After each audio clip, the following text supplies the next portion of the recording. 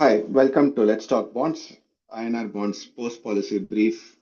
I'm Arjun Patsarthi here, and this is an important policy for the market itself, given so many external conditions that are preying on markets at this point of time and on economies and on various other assets as well. So we decided that we will quickly do a post policy brief on today's policy and what could be the impact on the markets, especially the bond markets. I'm Arjun Patsati here, and before we start, bond markets investments carry interest rate risk, credit risk, and liquidity risk. Investors should be aware of these risks before investing. Now, coming down to the policy, the governor was Mr. Sanjay Malhotra was very clear that the guidance is accommodative. They've turned stance from neutral to accommodative, and while reducing the policy rate by 25 basis points, has suggested that the next policies will either they'll maintain the rates or reduce the rates. And also, to substantiate their rate reduction, they have lowered the growth forecast by just about 20 basis points and also anchored inflation expectations at close to 4%, mentioning that, given the global economic forecast, that commodity prices are going to stay soft.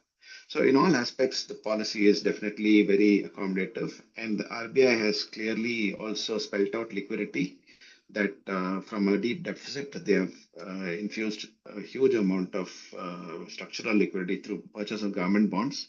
And RBI has created a huge amount of demand for government bonds on their own, as well as the market itself will now start to move towards with high liquidity expectations of policy cuts.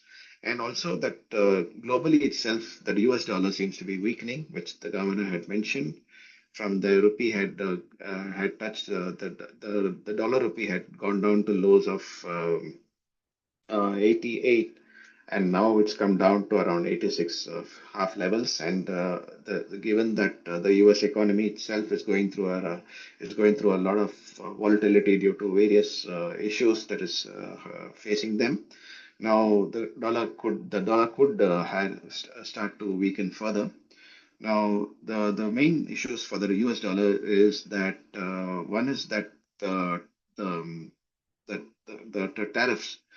tariffs imposed by the US government one will definitely increase the prices yeah, of goods in the US, and that will lead to higher inflation. And the second is that while and demand for goods coming down, it will also lead to less or even current account surplus in exporting countries, and less current account or even current account deficits. And this could mean that exporting countries would have to start offloading their holdings of US treasuries, and there will be no net demand for US treasuries. So put together and other US assets and other dollar assets. So all this put together can have a very strong impact on the global currency markets, where the dollar can substantially weaken from current levels, especially if the inflation and the Fed will be hard pressed to one is that keep policy rates low because of high inflation, and also the fact that with weakened demand, then there could be a huge amount of degrowth in the US economy. And with a very high substantial level of debt, this could lead to a very strong, difficult patch for the US economy as a whole. So, definitely a lot of things to consider going forward. So, so in all this, the central bank will definitely start to and the central banks and government will definitely start to boost domestic demand, and that would mean lowering rates and being more accommodative on policy.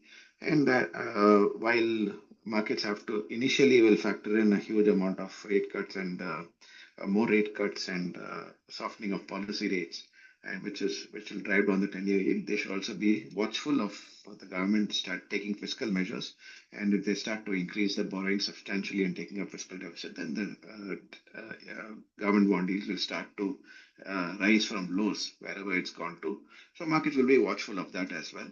So at this point of time, it's a very strong two main takeaways from this policy and the global conditions.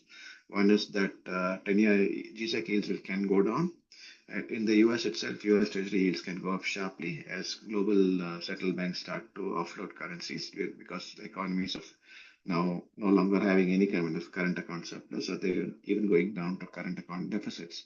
And all this could lead to substantial volatility in both the US Treasury yields and the US dollar. Thank you very much for listening in, and do follow us on all podcast channels.